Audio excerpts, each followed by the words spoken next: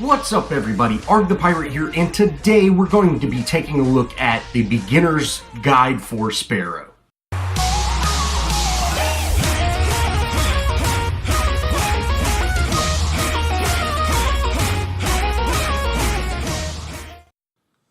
So recently I've been playing with a lot of newcomers to Paragon, and they get this starter deck and they're like, hey man, I can't compete with other people, they're doing so much more damage than me and everything like that. And yes, that's true in a sense, but I'm gonna go ahead and break down this starter deck so you can see really how you can take advantage of this. Now, if you leave it in auto-equip mode, you're going to do poorly. I would highly recommend taking off auto-equip mode and then going into this manual mode. Now, when you're in manual mode, you have access to all the cards right away, as long as you have the card points to spend them. I would highly recommend starting out with one of these two early game cards. This is either a Wind Carver Blade or a Whirling Wand. Now, you want to fully upgrade this card before you move on to another card. The Whirling Wand and the Wind Carver's Blade are both built the same. They have 5 additional points in power and 2 in kinetic. The difference in the two is the fully upgrade bonus. When you fully upgrade the Wind Carver Blade, it gives you 12 attack power. And when you fully upgrade the Whirling Wand, it gives you 11 attack speed. Now, attack speed is great for ADCs, but starting out with this much attack speed would be better served if you could just start with power. So go ahead and pick up one of these two cards, but you definitely want to stay away from this late game Whirling Wand that has 4 attack speed bonus in it. This will give you just entirely way too much attack speed and not enough power. After you build your first card, you then want to go into a Rift Magnus Scepter. Now, the Rift Magnus Scepter gives you crit chance. Crit chance basically just kind of doubles your damage when it does hit your crit. Now, when you first put this card on, you're only going to have 4% chance of hitting. So, 96 out of every 100 shots are going to be normal. But by upgrading these cards, you will get, I believe it's close to 35, somewhere around there, crit chance, which is decent. Now, you want to pick up the one that has less crit involved first. Once you upgrade both of those crit chance cards, go ahead and get rid of that Wind Carver Blade or that first Whirling Wand you picked up and trade it in for the Blade of Agora. Now, the Blade of Agora gives you 100% crit bonus damage, and this is perfect. Next, you want to pick up your Touch of Thieves, which Touch of Thieves has Lifesteal. Lifesteal is great and will really keep you alive. Now, the other cards that I would stay away from are the Elder Mage Amulet. It's really just a big health card, and the Guardian's Ward. Now, wards are being changed in the next month, so all the deck building's really getting changed, but stay away from the ward as the ADC. You want to focus on damage. I would highly recommend having a ward, but if you're a new player, just stay away from the ward, go for that damage. Now, the Blink Charm teleports you forward. It costs 5 points, there are no upgrades to it, and it's just a real quick teleport. I would also stay away from this card.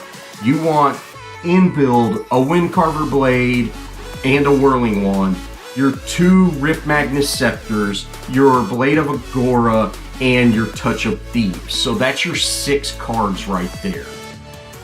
Now let's kind of jump into some gameplay, and I can kind of show you a few things and what you will experience as a starting player. Now, I am here in Safe Lane, which is on the right side of the map. I do have a Gideon with me, which a Gideon is typically in the mid lane. He is an attack damage or caster or burst damage hero. He really benefits or serves his best role staying in that mid lane. As an ADC, I am best in the safe lane, which I typically am supposed to have a support with me because I'm so weak and I do very little damage at the beginning of the game. But we're going to power through this and we'll be fine here by myself. I just have to play smart. Now if you see I'm getting last hits, this means making sure the death blow on these minions is, last hit by me. If you look at the top left of the screen, there's a little kind of bar that tells you what my stats or what my progress is.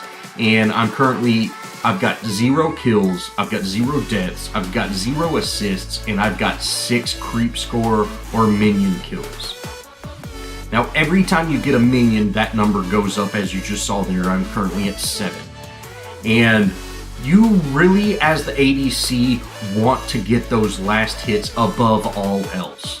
The ADC hero benefits the most from card points, and you don't really start doing massive amount of damage until you're around 30 card points. That's when you can really do a lot of damage to people.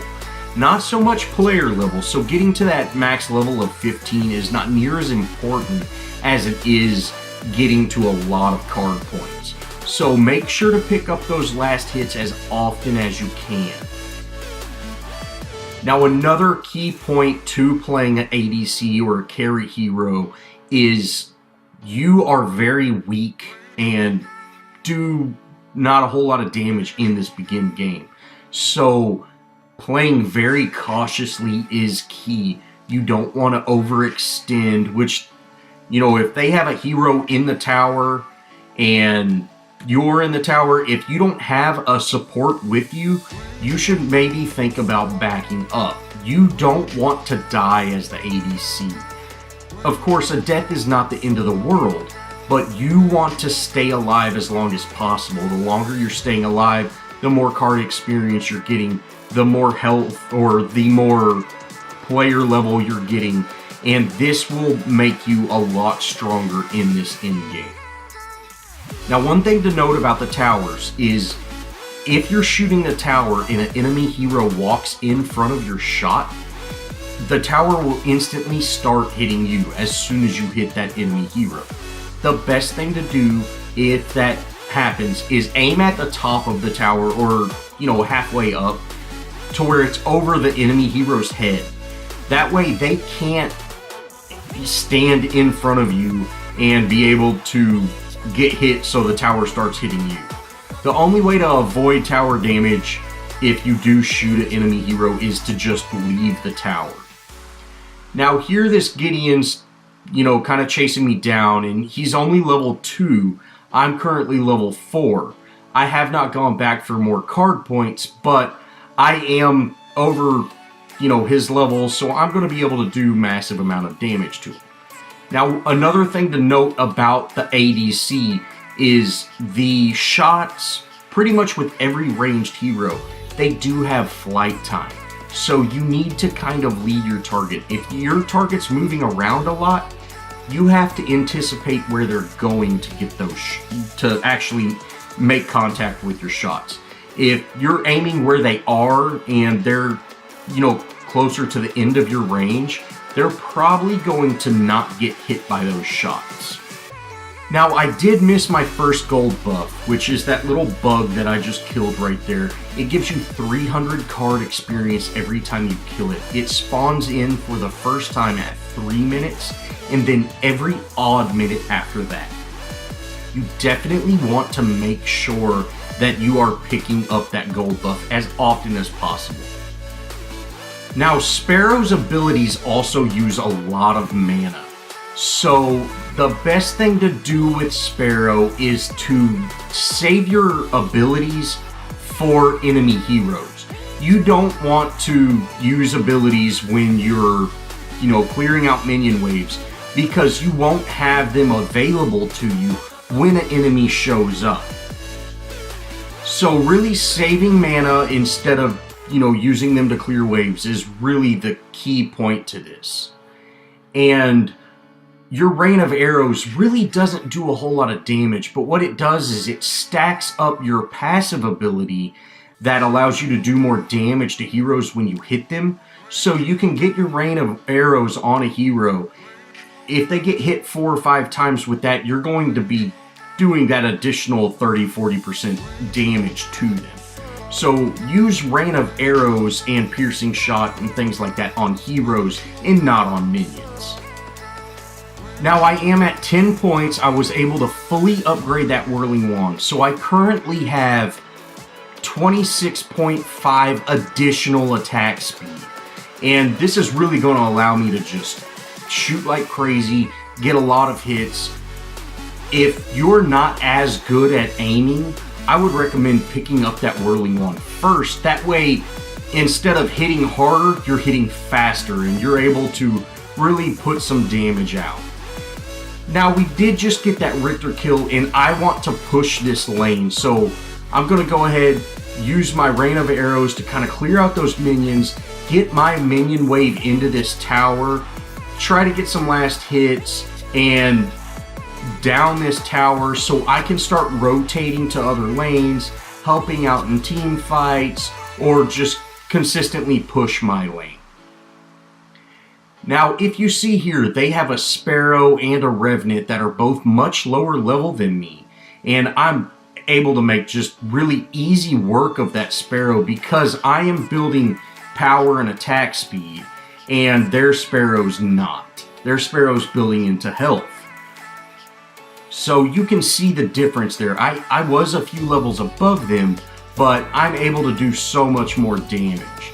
Now, if you see there, I used my piercing shot to down that Revenant. I didn't want to get too far into the tower, so I have a long ways to run out. So I just kind of poked myself in a little bit, made that shot, and then was able to get out. I did take a couple of hits with that tower, but that's okay for a kill. I'm able to back off and then head back into lane.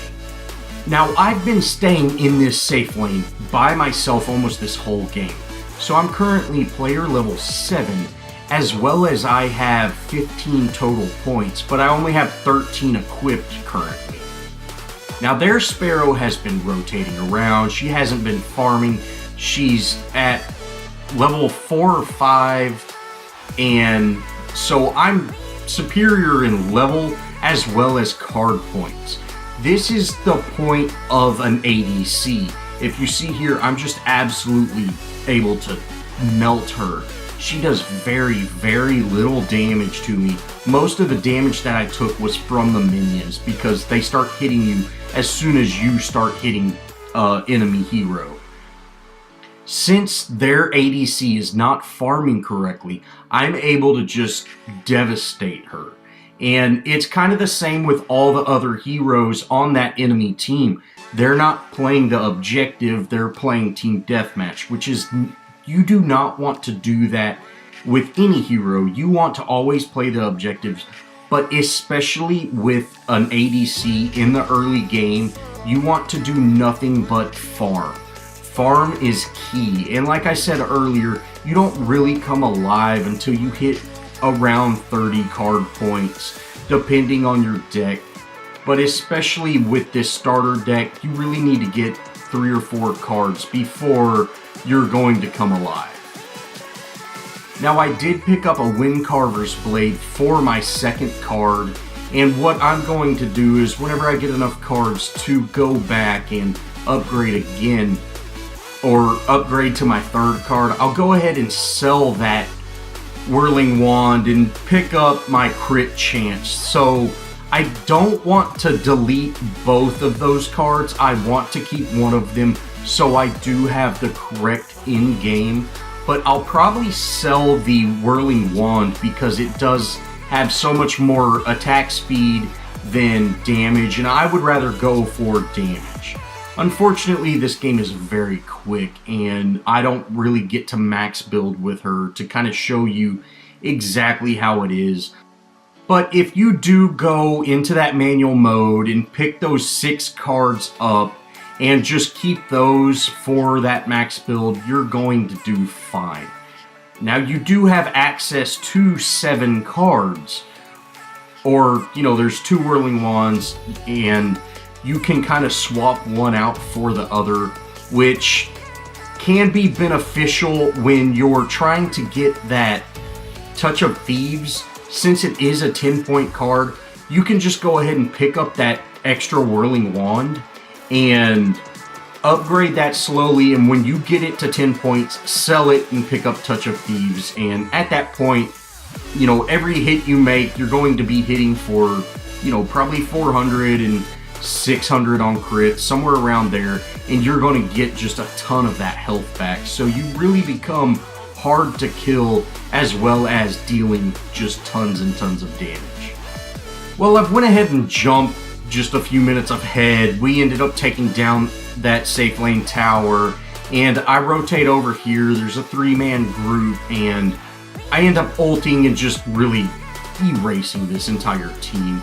I am currently, I think, 15 points ahead of their ADC, so I am just able to do so much damage, and I'm probably one of the highest players in this game. So not only do I have advantage with my levels and my second tier ultimate, but I've got that huge card advantage, and I'm able to just really erase people. Now, this is done 100% on farming. You have to stay in lane, farm your card points, get those last hits, and play safe, and try your best to survive. As the carry, you really don't want to have any deaths. Of course, dying is not the end of the game, and don't treat it that way, but you really want to have the smallest amount of deaths that you can. Well, this is kind of going to be it for this video. If you enjoyed, please show me some love, leave me a comment, think about subscribing, and let me know if you'd like to see kind of a beginner's guide on any other hero. Someone has already asked me for a Feng Mao beginner's guide, so I'm going to go ahead and get that started today. But I would be more than happy to make these guides on any hero that y'all would like to see. Well, as always, thanks for watching, and I'll see y'all in the next video.